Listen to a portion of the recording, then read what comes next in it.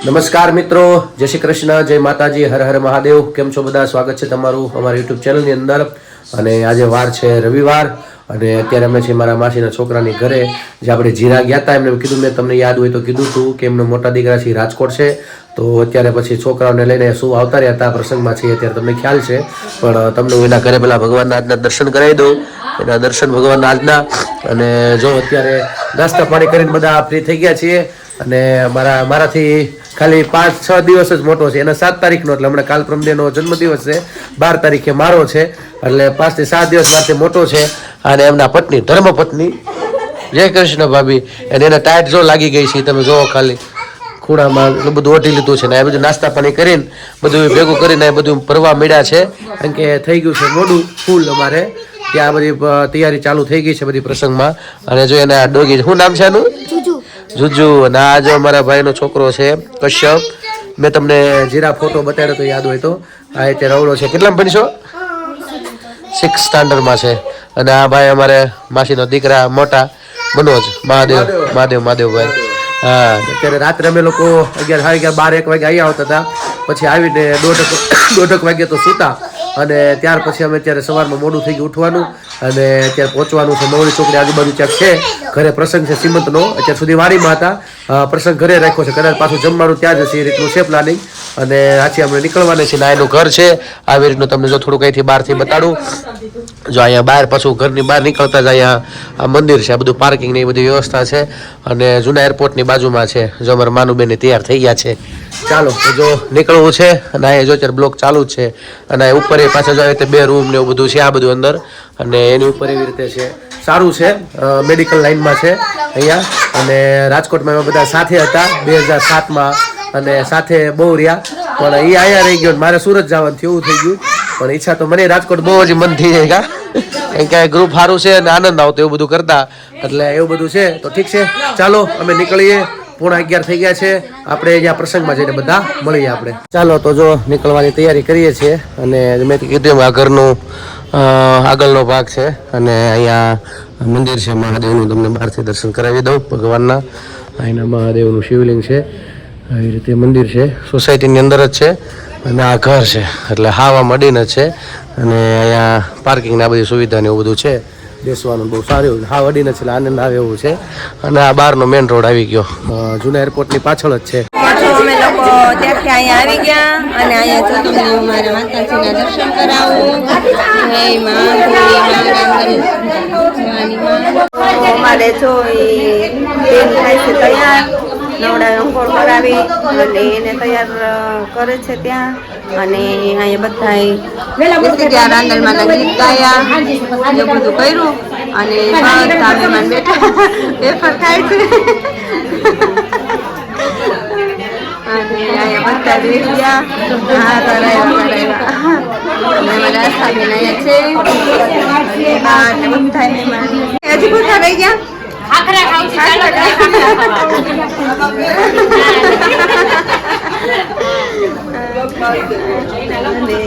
બધા મહેમાન બેસી ગયા. એના બધાને નાસ્તા પાણી ચાલે છે.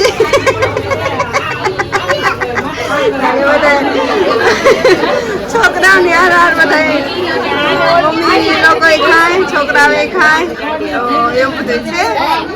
વેફર હાલે છે, વેફર પાર્ટી. બધા એકસો બધા નીચે છે. અને હવે પછી પગલા ને બધું અમે ફરશે. અહીંયા બધું તમને બતાવીશ, પણ આગળ જેમ થાય તૈયાર થઈ જાય પછી. તો અમારા અર્ચના બેન છે, અમદાવાદથી આવ્યા સવારે. કેમ છો બેન? બસ જય શ્રી કૃષ્ણ. તો મળ્યા જ નહોતા, અમારે લેટ થયું, તમે લોકો વહેલા પહોંચી ગયા. બહુ ટાઈમ થઈ ગયો. આ બધા છે ને પગલા ફરવા બધા ઉભા રહી ગયા. બધાને પગલા ફરવાના છે ને, એ બધા ઉભા થઈ ગયા. આપણે અહીંયા પગલા ભાઈઓ મૂકે, કોકમાં બે ભાભી મૂકે એવું. અહીંયા બધા ભાઈને મૂકવાના, એટલે બધા છોકરાને રેડી કર્યા છે. અને બધા પગલા મૂકવા રેડી થાય છે. અમારે જો અહીંયા રાંદલમાની ગોયણીના પગ ધોવે છે.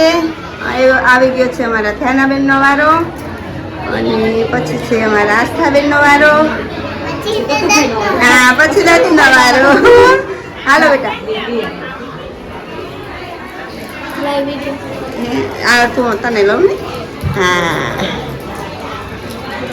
તો બધી નાની નાની ગોળણીના પગ ધોવે છે, પછી ત્યાં ઉપર તૈયાર થઈ જાય અમારા બેન, પછી પગલાં ભરવાનું ને એવું પછી થશે. અને આ અમારા છે બનાવી લાલ, અમારા ભાઈ. જય શ્રી કૃષ્ણ.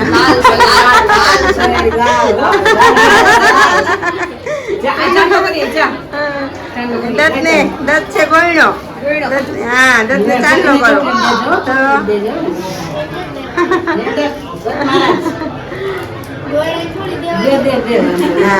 આ છે અમારા બેન ના સાસુ, અને એ ગોયણીના પગ ધોવે. એના દેરાણીને છે, બેબી નાની છે, એ દેરાણીની કામકાજમાં હશે.